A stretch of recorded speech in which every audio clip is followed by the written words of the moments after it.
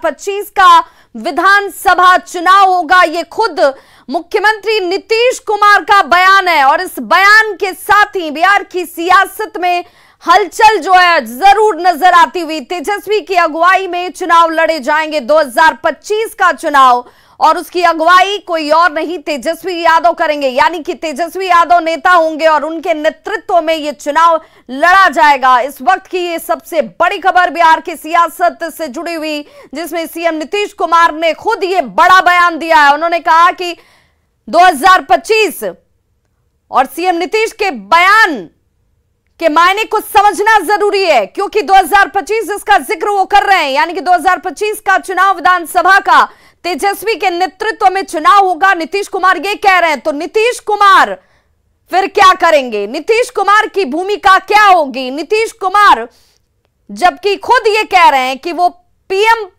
पद का उम्मीदवार अपने आप को नहीं मानते हैं, जिसे लेकर लगातार बड़े बड़े बयान और दावे सामने आ रहे हैं, लेकिन खुद मुख्यमंत्री नीतीश कुमार का यह बयान चौंकाने वाला भी है और बिहार की सियासत को समझने वाले इस बात को जानते हैं कि मुख्यमंत्री के इस बयान के मायने क्या हैं। और डिप्टी सीएम तेजस्वी यादव की क्या प्रतिक्रिया रही इस बयान के साथ ही जिसे नीतीश कुमार ने दिया है। तेजस्वी यादव ने कहा कि अभी हम लोग मिलकर काम कर रहे हैं, हमारे सामने 2024 की चुनौती है, आगे की बात आगे की जाएगी। जरा एक बार सुनिए क्या कह रहे हैं डिप्टी सीएम तेजस्वी यादव।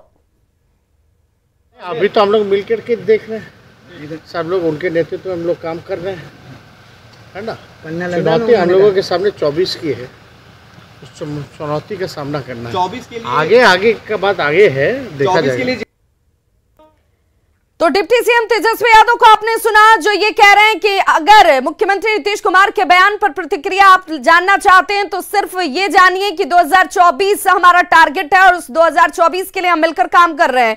2025 की बात 2025 के नजदीक आने पर की जाएगी। नीतीश कुमार के बेहद करीबी और बिहार के वित्त मंत्री विजय चौधरी ने कहा है कि ये तो मुख्यमंत्री जी की कई मौकों पर इस तरह के बयान आप सुन चुके होंगे, ये कई बार वो कह चुके हैं।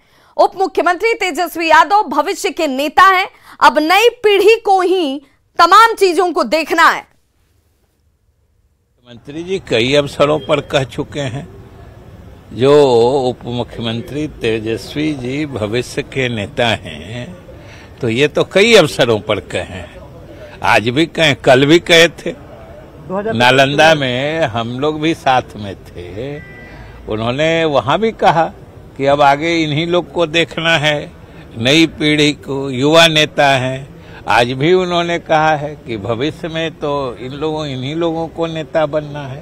तो इसमें कोई कंफ्यूजन, किसको कंफ्यूजन है? पीएम की उम्मीदवारी को लेकर के उन्होंने साफ कर दिया कि वो उम्मीदवार नहीं बनना चाहते। देखिए, आज भी मुख्यमंत्री जी ने वही कहा है जो शुरू से कहते रहे हैं कि वो प्रधानमंत्री पद के उम्मीदवार नहीं हैं। अगले लोकसभा चुनाव में उनकी मंशा मात्र इतनी है कि जितने भी भाजपा से अलग राजनीतिक दल या राजनीतिक ताकतें हैं, उनको एकजुट हो जाना चाहिए। तो वित्त मंत्री विजय चौधरी के बयान को भी सुना, जो ये कह रहे हैं कि बार बार तो मुख्यमंत्री वही बयान दे रहे हैं जो शुरू से उनका रहा है, जो स्टैंड वो हमेशा जाहिर करते रहे, लेकिन ये सिर्फ इतना ही है क्या? ये बड़ा सवाल है। और इस वक्त विधानसभा परिसर से हमारे सहयोगी शैलेंद्र सीधे जुड़ चुके हैं। शैलेंद्र, मुख्यमंत्री नीतीश कुमार की तरफ से इस बयान का आना, कयास बहुत लगाए गए हैं, बहुत सारे प्रेडिक्शंस किए गए हैं। जिस वक्त ये महागठबंधन की नई सरकार बनी थी, उस वक्त भी इसके लेकर चर्चाएं बहुत गर्म हुई कि यही कुछ डील, यही कुछ वार्ता, यही कुछ ऐसे शर्त हैं जिनके साथ ये नई सरकार चल रही है। तो क्या अब ये माना जाए कि मुख्यमंत्री की तरफ से ये पहली बार खुलकर ये कहा गया है कि अब मैं नेता नहीं, 2025 के नेता के तौर पर भी तेजस्वी यादव को देखिए, उनके नेतृत्व को स्वीकार कीजिए?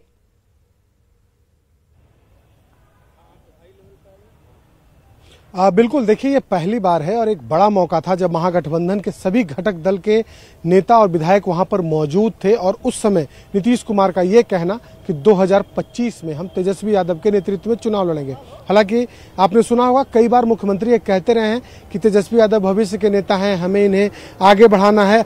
तरह तरह की बातें नीतीश कुमार के द्वारा कई बार की गई हैं, लेकिन आज बैठक में वो विधान सभा के सेंट्रल हॉल में आज बैठक हुई थी और उस बैठक में नीतीश कुमार का ये कहना, इसके पीछे कहा जा सकता है कि कई मायने हो सकते हैं। देखिए, कुढ़नी में जो चुनाव हुआ उसके परिणाम आए, उसके बाद कई तरीके के सवाल भी उठ रहे थे, तो कहीं ना कहीं अब नीतीश कुमार ने यह साफ कर दिया है, ये बता दिया है और वो भी चाहते हैं कि लोग भी यह जान लें, समझ लें कि अगला नेता जो है महागठबंधन का वो तेजस्वी यादव ही है। ये एक जो तरीका था नीतीश कुमार का बताने का, वो भी एक बड़ा मंच कहीं ना कहीं कहा जा सकता है कि जब तमाम जो घटक दल के सहयोगी जब उसमें मौजूद हों और उसमें वो मंच नीतीश कुमार तलाश रहे होंगे कि किसी बड़े आयोजन में इसकी वो घोषणा करेंगे। और वाकई आज विधानसभा का शीतकालीन सत्र शुरू होता है। शैलेंद्र, क्या ये इतना आसान है? क्या ये इतना आसान है? देखिए, आरजेडी के लिए तेजस्वी यादव को नेता मानकर उनकी अगुवाई में आगे चलना और महागठबंधन में दूसरे तमाम पार्टियों की स्वीकार्यता की अगर हम बात करें एक तरफ है, दूसरी तरफ जेडीयू की अगर हम बात कर लें तो जेडीयू में तेजस्वी यादव को नेता के तौर पर आगे रखकर उनके निर्देशों के अनुरूप चलना, उनकी स्ट्रेटेजी को फॉलो करना और 2025 में उनकी अगुवाई में चुनाव लड़ना, ये क्या जेडीयू के लिए इतना सहज और आसान होगा तमाम दूसरे नेताओं के परिप्रेक्ष्य में बात किया जाए तो?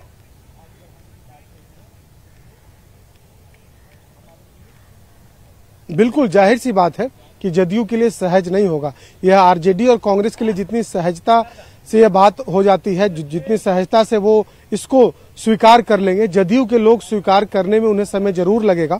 आगे देखना होगा कि आगे और बिहार की सियासत में क्या क्या होता है, लेकिन एक जो शुरुआत है नेता की कहीं न कहीं चुनने की या फिर बताने की कि नेता कौन होगा, यह नीतीश कुमार ने आज यह साफ कर दिया है। जदयू, जाहिर सी बात है कि जदयू के लोग इसे समझने में, इसे स्वीकार करने में उन्हें समय जरूर लग सकता है, क्योंकि अभी तक उनके सर्वमान्य नेता नीतीश कुमार। शैलेंद्र, आप हमारे साथ बने रहिए। इस वक्त शक्ति सिंह यादव जी हमारे साथ जुड़ गए हैं। शक्ति सिंह यादव जी, बहुत बहुत स्वागत है आपका। आपसे ही आपकी इस बयान पर प्रतिक्रिया चाहेंगे जिसमें मुख्यमंत्री ये कह रहे हैं कि तेजस्वी यादव नेता के तौर पर स्वीकार कर लीजिए और 2025 का चुनाव उन्हीं के नेतृत्व